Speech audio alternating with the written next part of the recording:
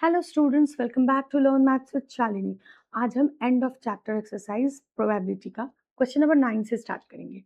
तो ये क्या कह रहा है, फिगर 7.7 आप देख सकते हैं, एक स्पिनिंग अ रो वाला गेम है, तो गेम ऑफ चांस बेसिकली। तो इसके अंदर कितने नंबर्स दिए हैं? 1 2 3 4 5 6 7 8 8 नंबर्स दिए हैं और वो इक्वली लाइकली हैं, तो इक्वल इक्वल पॉइंट्स हैं।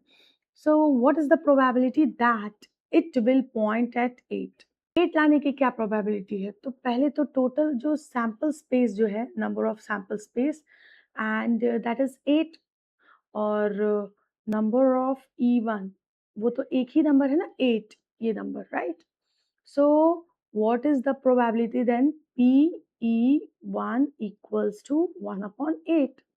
नाउ सेकेंड वाले में क्या कह रहा है?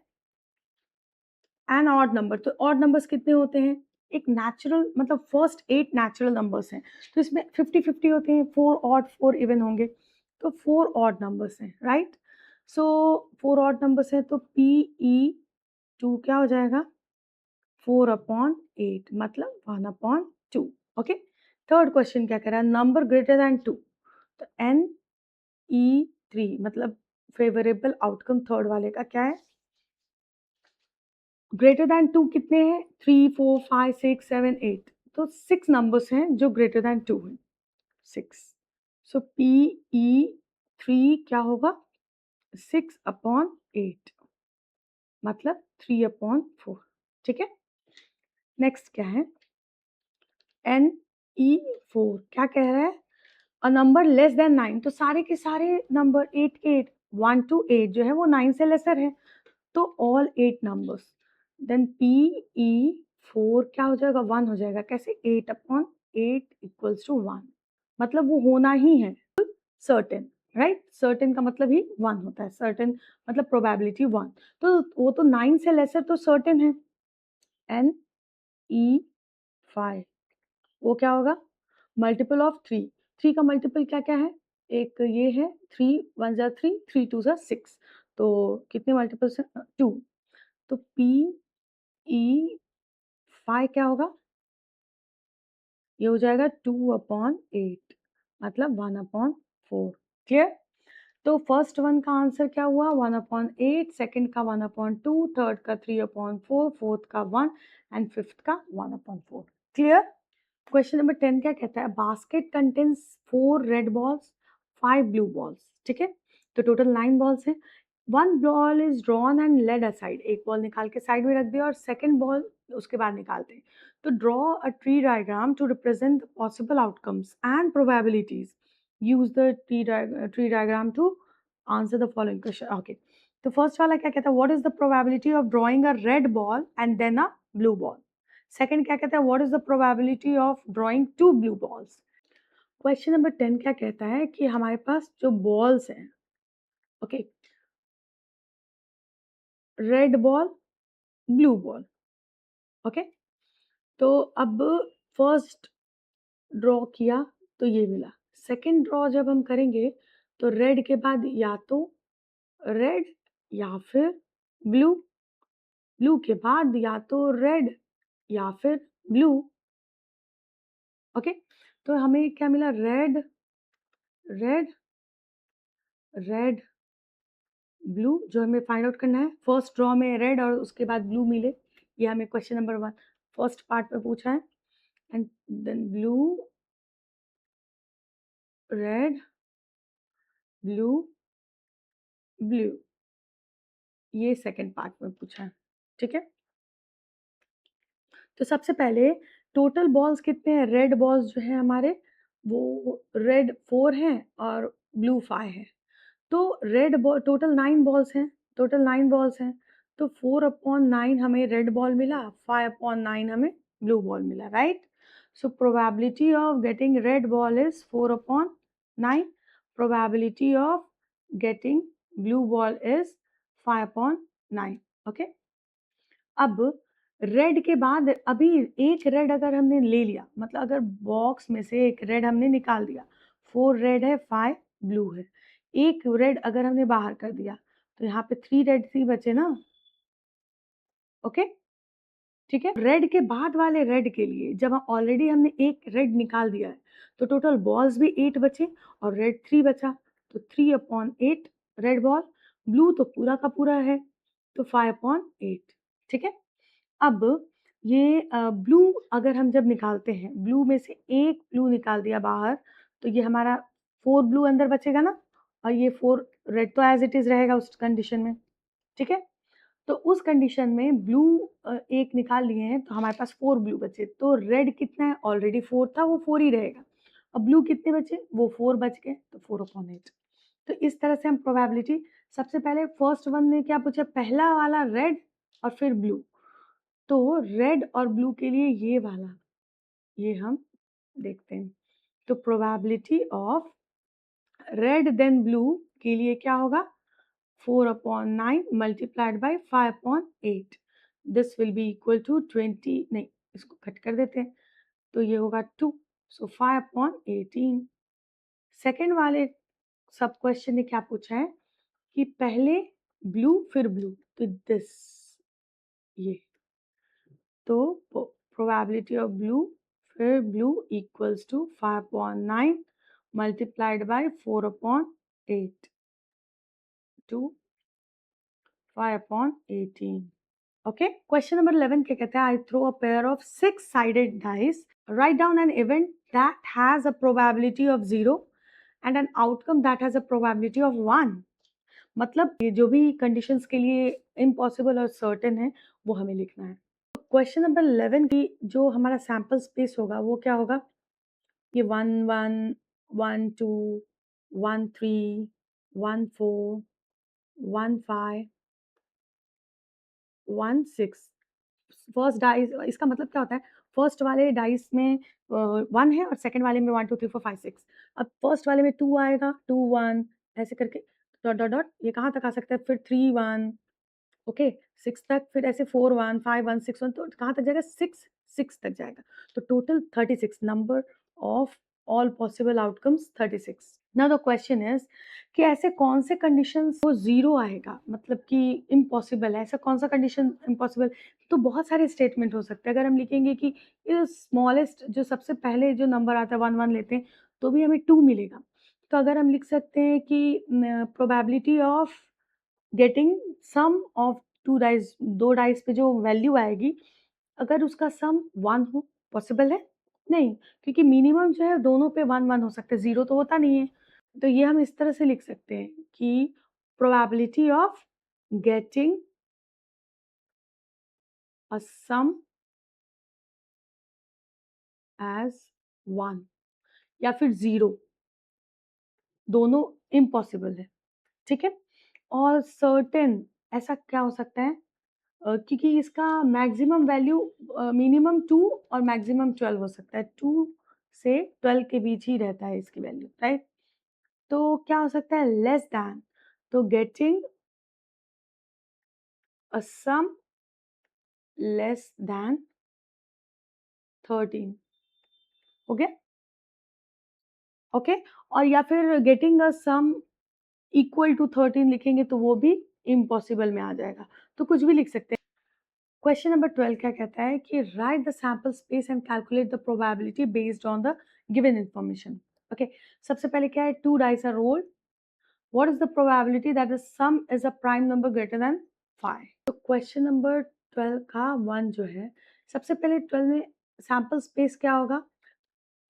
1 1 1 2 1 3 1 4 1 5 1 6 2 1 2 2 2 3 2 4 2 5 2 6 3 1 3 2 3 3 3 4 3 5 3 6 4 1 4 2 4 3 4 4 4 5 4 6 5 1 5 2 5 3 5 4 5 5 5 6, okay, then 6 1 6 2 6 3 6 4 6 5 6 6। And I suggest कि आप लोग पूरे के पूरे लिखिए। इससे क्या होगा? आपके बिल्कुल भी कैलकुलेशन में मिस्टेक्स होने के चांसेस नहीं रहेंगे। ओके, तो आप काउंट भी कर सकते हैं, समझ भी सकते हैं कैसे आया। अब फर्स्ट वाला क्या कहता है कि what is the probability some is a prime number greater than 5। तो सबसे पहले इसका सम मिनिमम क्या होगा 2 और मैक्सिमम क्या होगा 12। 2 से लेकर 12 तक रहता है। अब 2 से 12 में कितने प्राइम नंबर्स हैं 2 3 5 7 11। ओके, अब 5 से ग्रेटर यही दो है। तो number of all favourable outcomes क्या होंगे 7 और 11 किससे आएगा ये है 11 ये है 11। ओके, अब 7 के लिए 4 3 या 3 4 होना चाहिए तो टोटल कितने हैं 4। Okay, probability will be equal to 4 upon total क्या है 36। ऑल पॉसिबल आउटकम्स क्या है 36। ठीक है, probability of even will be 4 upon 36 मतलब 1 upon 9। Okay. Sub question number 2. A bag contains 4 red, 3 green, and 2 blue balls. 2 balls are drawn without replacement. What is the probability that both are of different color? 4 red, 3 green और 2 blue है। तो अगर repetition हम करते हैं तो probability of R plus probability of G plus probability of B क्या होगा आर क्या होगा टोटल है 4 प्लस 3 प्लस 2 9। ओके, 9 में से पहला आर निकाला अगर हमने तो what is the probability of getting R 4 upon 9 multiplied by दूसरा भी रेडी हो तो वो उसकी प्रोबेबिलिटी क्या होगा तो 4 में से 3 बचे 3 अपॉन 8 प्लस ग्रीन अगर हम निकालते हैं तो what is the probability 3 green है अपॉन 9 मल्टीप्लाइड बाय अब 2 ही ग्रीन बचे हैं 2 अपॉन 8 प्लस ब्लू 2 है तो 2 अपॉन 9 मल्टीप्लाइड बाय एक ही ब्लू बचा है 1 अपॉन 8।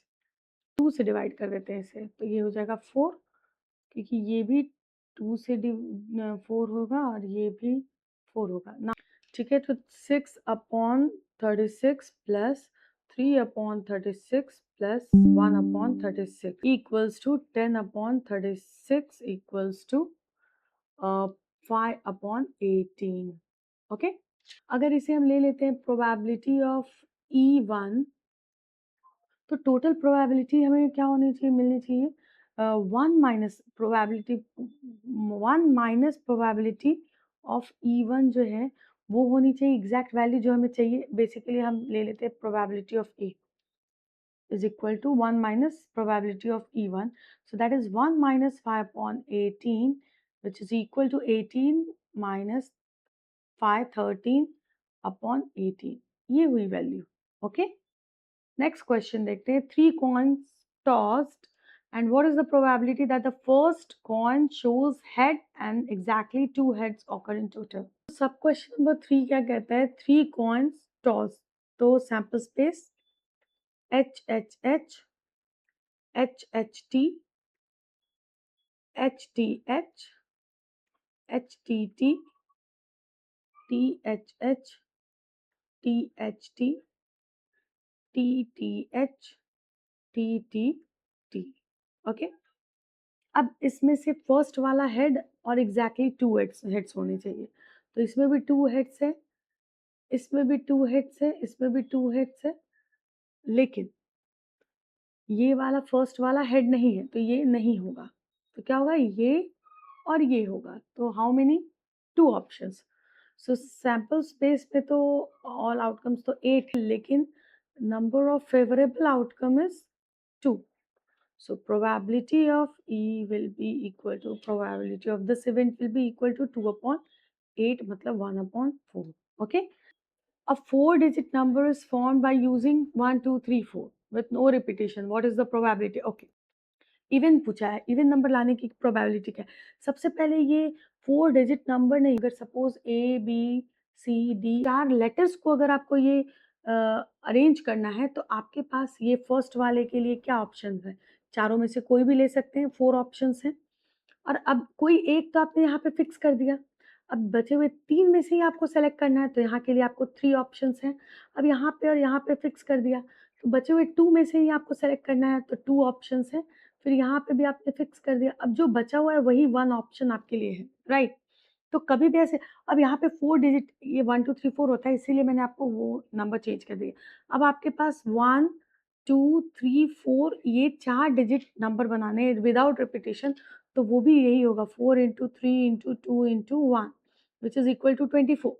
लेकिन इसमें से कितने नंबर्स होंगे जो 1 2 3 4 में से ऑड नंबर 1 और 3 है, इवन नंबर 2 एंड 4 है। तो ये 24 है, मतलब ऐसे 6 डिजिट्स 6 6 6 6 ऐसे 6 नंबर्स होंगे जो 1 से एंड हो, ऐसे 6 नंबर्स होंगे 2 से एंड हो, ऐसे 6 होंगे जो 3 से एंड हो, और 6 ऐसे होंगे जो 4 से एंड हो। अब जो 2 से एंड होने वाले हैं और 4 से एंड होने वाले हैं वही इवन नंबर्स हैं। Okay, so probability of event is equal to 6 plus 6 12 upon total कितने हैं 24 1 अपॉन 2, ये हुई प्रोबेबिलिटी। नेक्स्ट क्वेश्चन देखते हैं। Student takes multiple choice test with 3 questions. Okay, तीन ही क्वेश्चंस हैं, each having 4 options A, B, C, D with only one correct answer. What is the probability that the student guesses and gets exactly 2 answers correct? Okay. तो fifth question बहुत interesting है। हमारे पास 3 questions हैं, ठीक है, 1 2 3 1 2 3।